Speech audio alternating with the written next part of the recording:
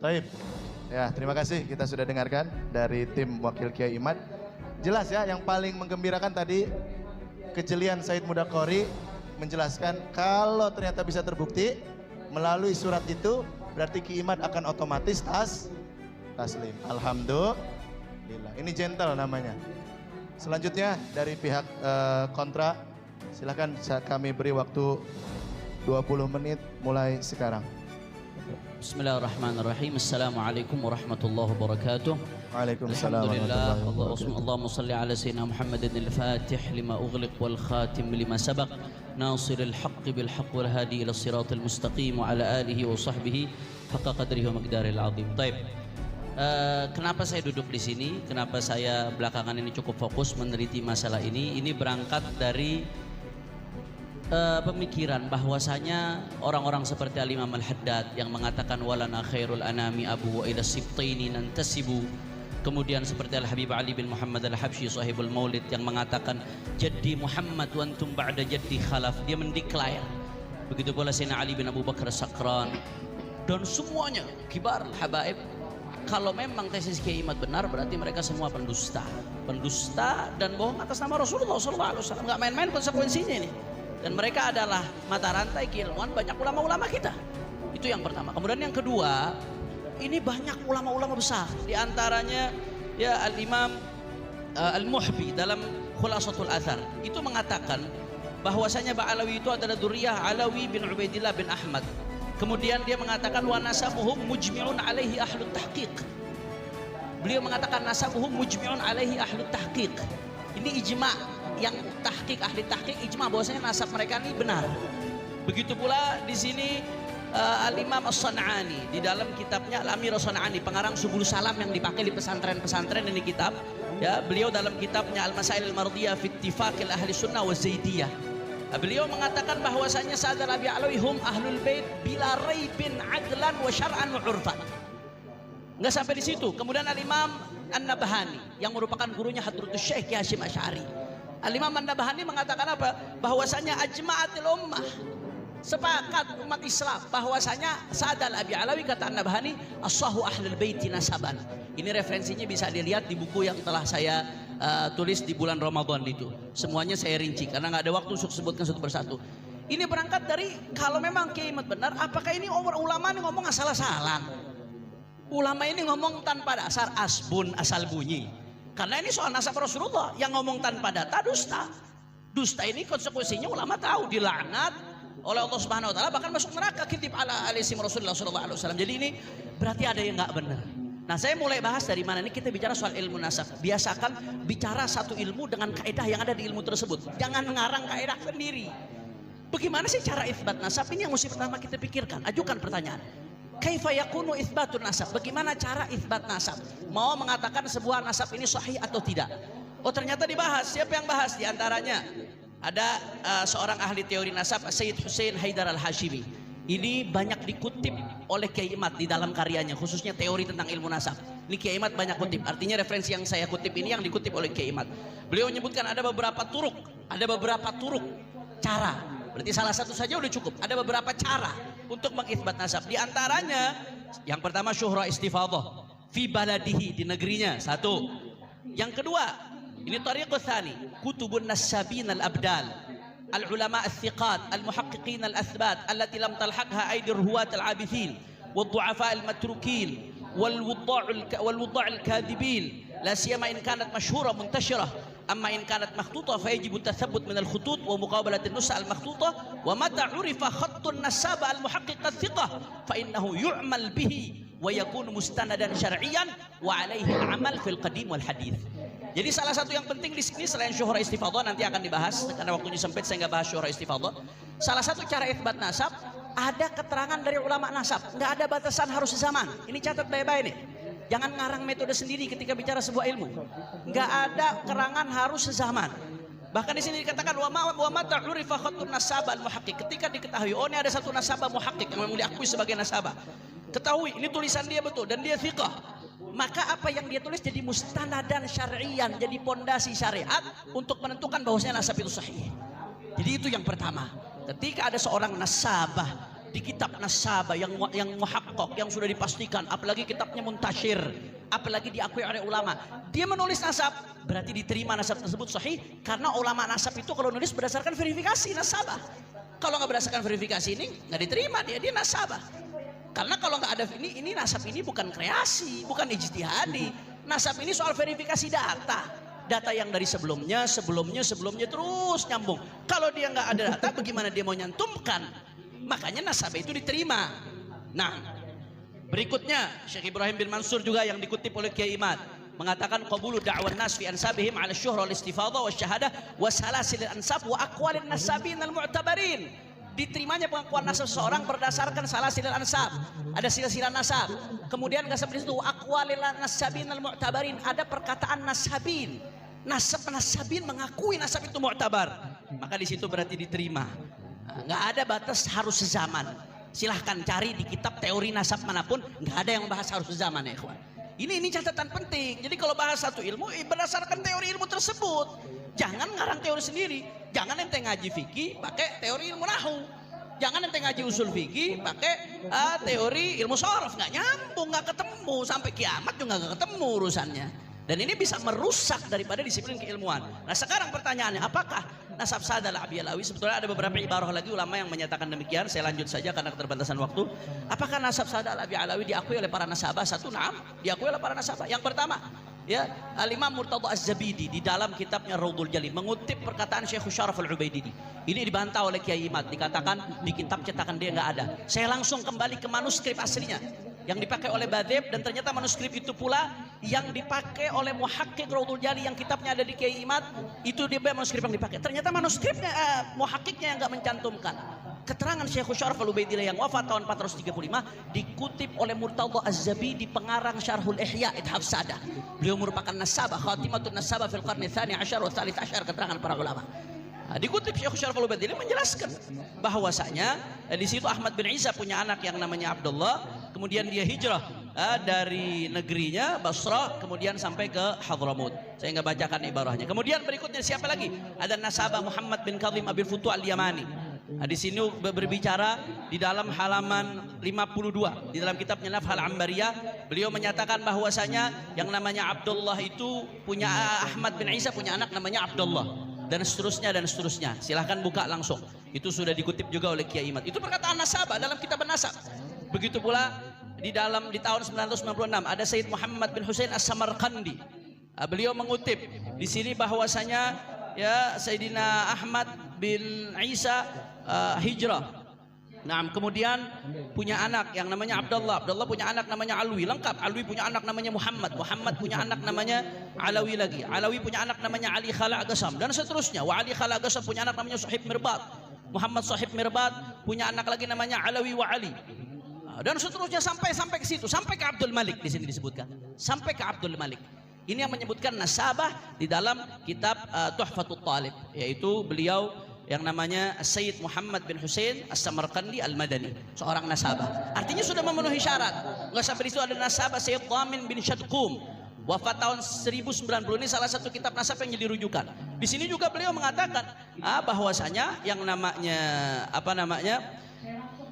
Ahmad bin Isa di sini khalafat thalathah banin. Siapa thalathah banin? Abdullah wa Muhammad wa Abul Husain Ali.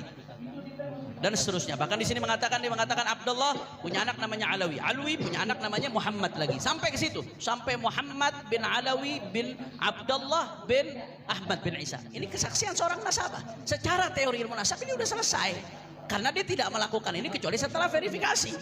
Andai kata memang ada keterputusan, rungkat, kalau bahasa Tengku Qor ini rungkat. Kalau memang ada rungkat, yang pertama mendeteksi mereka. Karena mereka lebih dekat, terus mereka ujuk-ujuk gitu. Ujuk-ujuk isbat tanpa mendeteksi, padahal nasabah. Haram mereka ujuk-ujuk isbat tanpa mendeteksi, padahal mereka nasabah. Mal'un, dilaknat oleh Allah Subhanahu wa taala sesuai hadisnya Nabi Muhammad sallallahu alaihi wasallam. Kemudian di dalam kitab Musyajjar Al-Kasyaf, yaitu Musyajjar Abu Alamah, dikenal dengan Musyajjar Abu Alamah. Ini beliau tokoh abad ke-11. Ini Musyajjar rujukan di Yaman. Di situ diisbat nasabnya Sayyidina Syekh Abu Bakar bin Salim. yang merupakan bin Abdullah bin Abdurrahman bin Abdullah bin Abdurrahman bin Segaf, terus sanadnya nasabnya sambung sampai ke Alawi bin Ubaidillah bin Ahmad. Di situ diisbat, tapi di situ tulisnya Abdullah bin Ahmad, Alwi bin Abdullah bin Ahmad.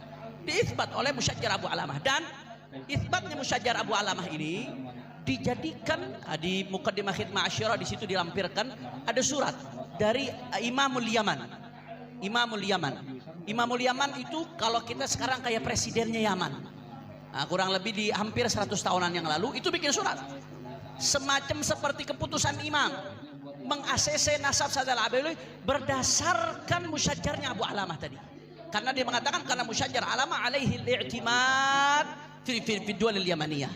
Nah, itu jadi dipakai. Jadi bukan hanya sekedar Musyajjar Abu Alamah menetapkan di situ, tapi penetapan Musyajjar Abu Alamah itsbat dijadikan dasar oleh Imamul Yaman di dalam menetapkan nasab Sayyid Al-Abi Alawi. Kemudian nggak sampai di situ, ya An-Nasabah Murtadha Az-Zabidi, pengarang Syarah Ihya, sampai nulis kitab khusus Ar-Raudhul Jali fi Nasab Bani Alawi. Bahkan beliau di dalam Musyajjarul Kasyaf, Muhammad bin Ahmad An-Najafi, ketika beliau ta'liq Musyajjarul Kasyaf yang hidup di abad 9 sampai 10, ketika beliau ta'liq, karena kitab nasab ini sifatnya update dan update nasabah itu diterima, Al-Imam Murtadha Az-Zabidi mengupdate dengan kolamnya, dan dikasih ini tambahan dari Murtadha Az-Zabidi bahwasanya Abdullah merupakan anak daripada Isa, dan beliau mengatakan ya ilahuna yarji' sadatul Yaman min tariq Ubaidillah bin Ahmad, kata dia. Kemarilah kembali sadah Yaman dari tariq Ubaidillah bin Ahmad. Dan belum lagi syajarah dari internal keluarga Alawiyin yang turun-temurun secara sistematis, saya katakan tertulis, terlembaga secara sistematis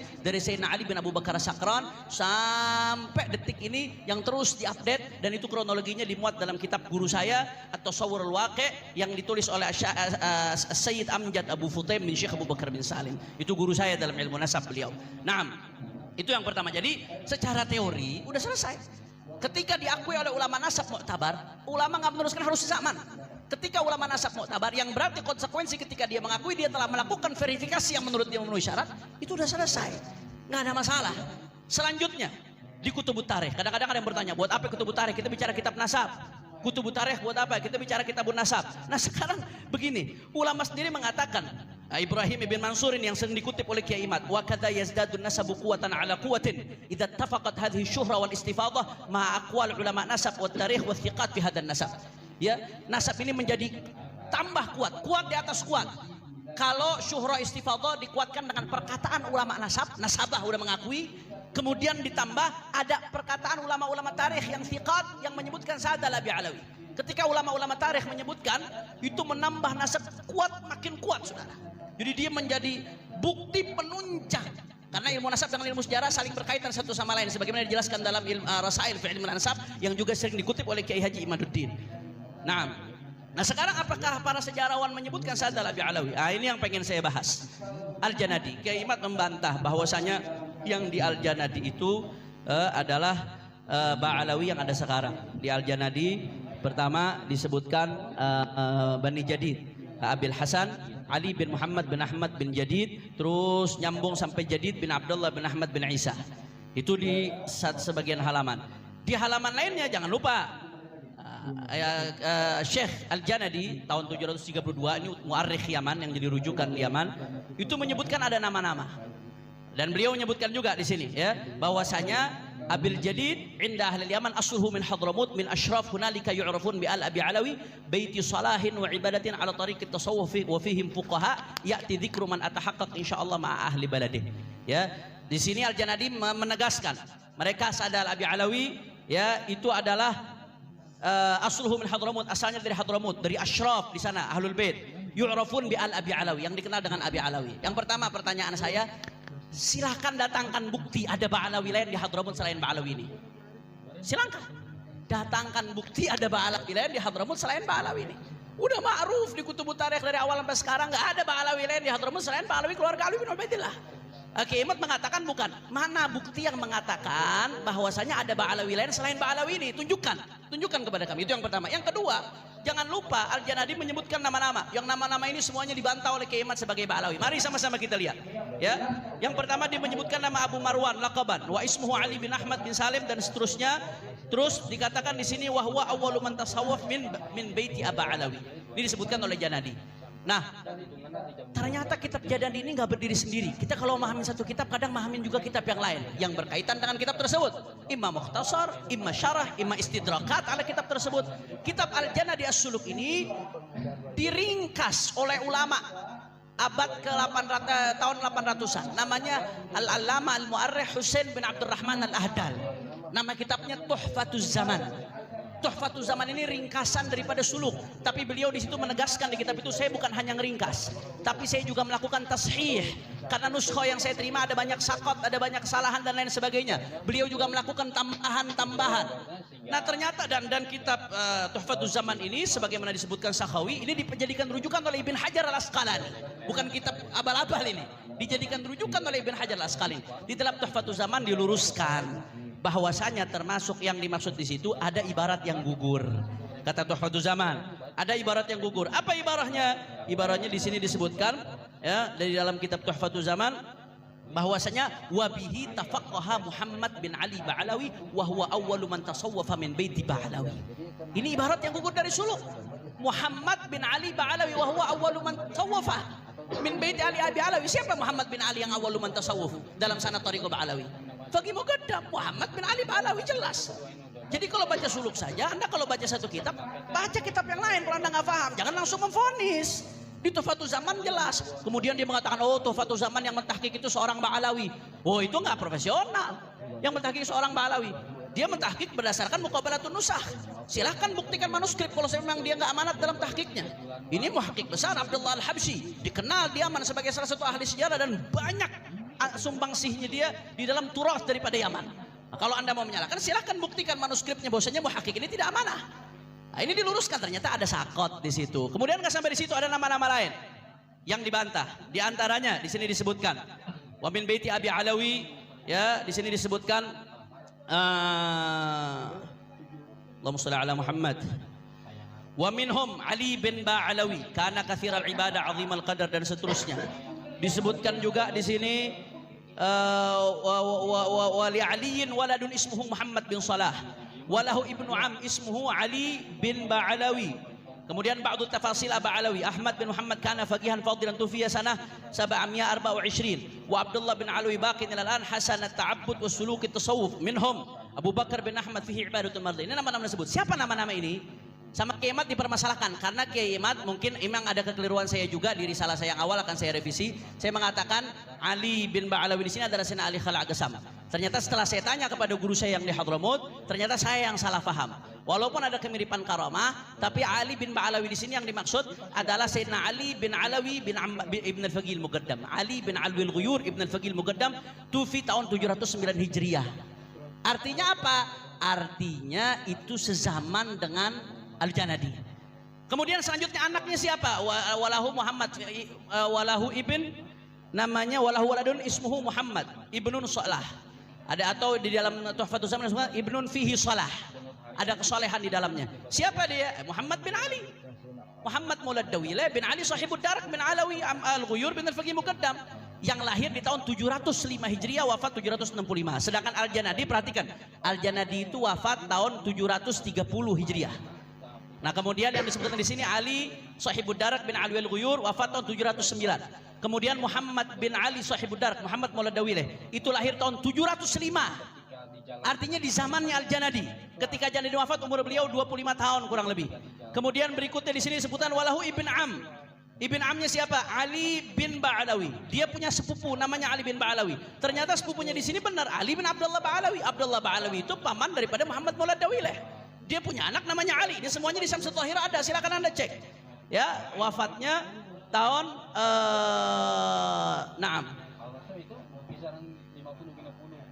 Nah, Ali bin Abdullah Ba'alawi adalah sepupu daripada Muhammad bin Ali Maulad Dawilah.